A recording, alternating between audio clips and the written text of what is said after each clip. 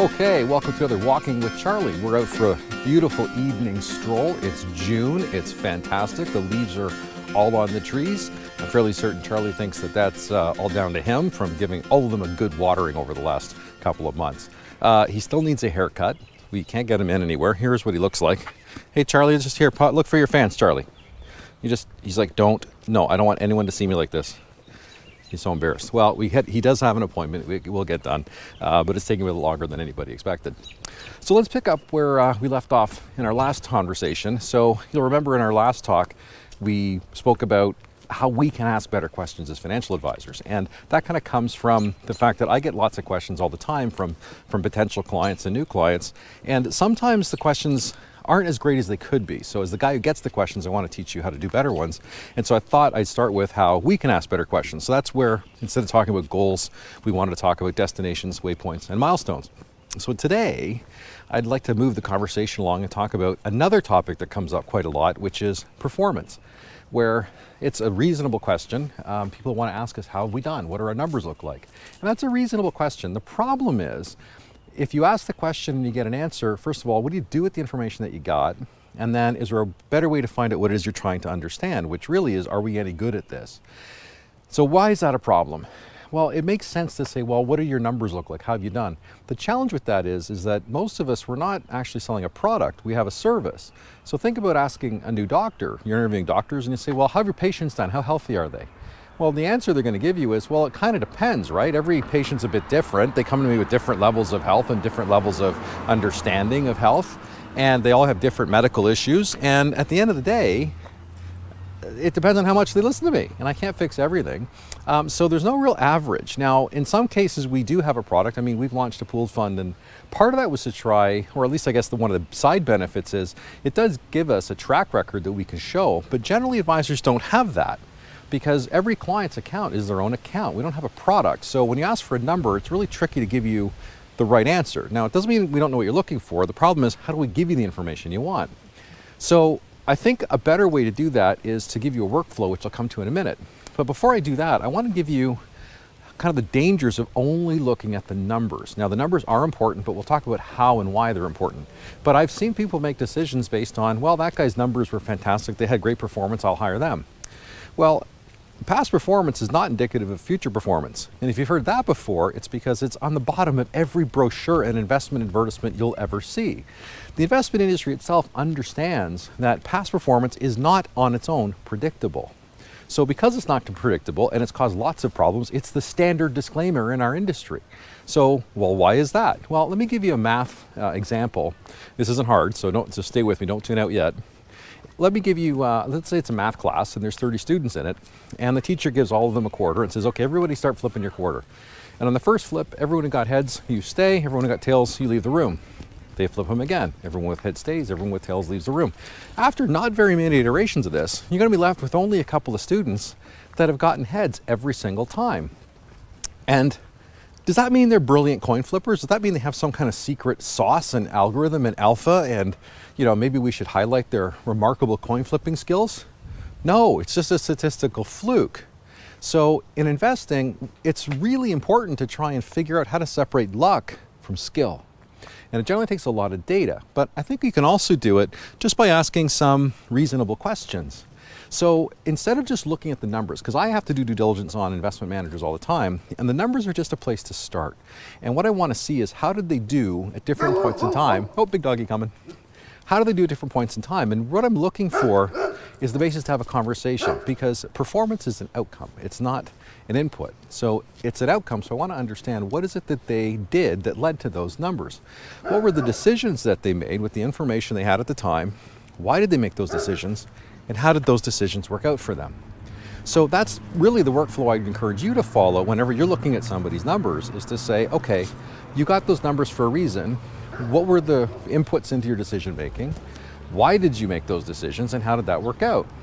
And I think you'll learn a lot about how they process information. And you don't need a CFA or a Master of Finance or an accounting degree to ask these questions. Some of them are pretty straightforward. So here's some that I use. And again, they aren't that hard. So maybe ask someone who manages money, how do you make money? That's not a hard one. I'm looking for where Charlie went here. How do you make money? How do you lose money? What are the conditions with which your strategy works? What are the situations and conditions where your strategy doesn't work? What's the worst thing that could happen in your strategy? Give me some examples of how you've made decisions in the past. These are not hard. These are just standard, like, get to know you kind of questions. And what you're looking for is to see, do they have a logical basis for the performance that they've generated? And is it in any way, shape, or form repeatable? Is it business-like? Is it logical? Can you follow it? And again, you don't have to have a high-end degree or lots of experience with this. Some of it is just common sense. You know, if the person says, well, I use the Jones strategy and I go long, short, what? So unless they can explain that to you and it makes sense to you, don't do it. If they say, look, I buy big businesses that pay lots of dividends and I just try to pay attention to that and invest like a business owner. Okay, that makes some sense. And then just say, okay, show me how you did that. The other part of this when you ask these questions is, and I do this all the time when I ask investment managers, is I want to know not just what their answer is, but how well did they answer the question, right? Like, do they actually know what they're talking about? And can they explain it to me elegantly, right? Because sometimes stuff is really complicated, but if they really understand their subject matter, they can explain it, and they can explain it fairly well. So these are things that I would encourage you to do. And what you're looking for is alignment, right? You're looking for people that the answers make sense to you. And you go, I understand what that person's going to do with the capital that I entrust to them. Another thing I would encourage you to do is ask them how they've managed in challenging environments in the past. And one of the things I'm going to encourage you to look for actually are where they appear to be out of step from time to time. Because every great investment manager has had periods where their performance looked kind of lousy. And often it's for a reason. And what you want to do is understand those reasons, because they will repeat. Every great manager, look, no one's right every single day. It's about being right over all of the days. And the people with the best long-term track records got them by looking out of step from time to time. And it's very important you know that, because they're trying to assess risk and things in ways that you may not be paying attention to. So I'm going to give an example of someone that didn't do that very well and only looked at past performance.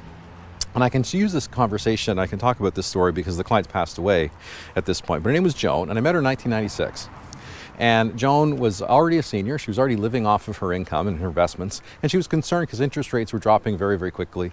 And it was getting harder for her to have the income level that she wanted. So we put a plan together for her that would have been invested in a lot of big blue chip companies that paid lots of dividends. And she would have not only had sufficient income to have the lifestyle she wanted, but that income organically would grow through time. So the portfolio fit her really well. Unfortunately, at that point in time, technology stocks and high growth stocks were really beginning to surge. This was in 1996 and then into 1998. And she was comparing her performance of her account with some of her friends, and they had an advisor who put all of their money into really aggressive technology and growth positions. So their performance was fantastic compared to hers. And she would complain to me every once in a while, not complain, but she'd articulate that I'm not making as much money for her as her friends are making with the other guy. And every time she did, I'd remind her, well, we have our own plan. We're on our own race. We're not racing everybody else down the highway, and our strategy works for your risk tolerance and what you require the money to do. Well, that was fine until we got to 1999, and she moved her account to the advisor who was making lots of money for his clients because he didn't seem to care about risk. Risk didn't matter. It was all about return. Well, you can imagine what happened next. So I didn't hear anything. I was pretty sure I knew what was going to happen after the market, all the technology stocks just dropped by 70 and 80%. And so what happened? So a couple years later, I had to have, and this is the only time I've ever had to do this, I had a 3-hour conversation with an investigator from the Securities Commission. And I didn't have the complaint, but she went after the other advisor because she was suing him and had complaints against him because he lost her over 75% of her money. And on top of that, she had to sell her home that she and her late husband had lived in for over 50 years. And it was actually the home that he bought from his parents. So it was a home that had been in the family for nearly a century. And that's a horrible story, and I was really sad when that happened. But it was all her own fault. Like, she was warned. I warned her in writing, I warned her in person, I warned her on the phone, I warned her by email, I warned her every way I could warn her. Don't do this. This is not fitting what your plan requires. It doesn't fit your risk tolerance.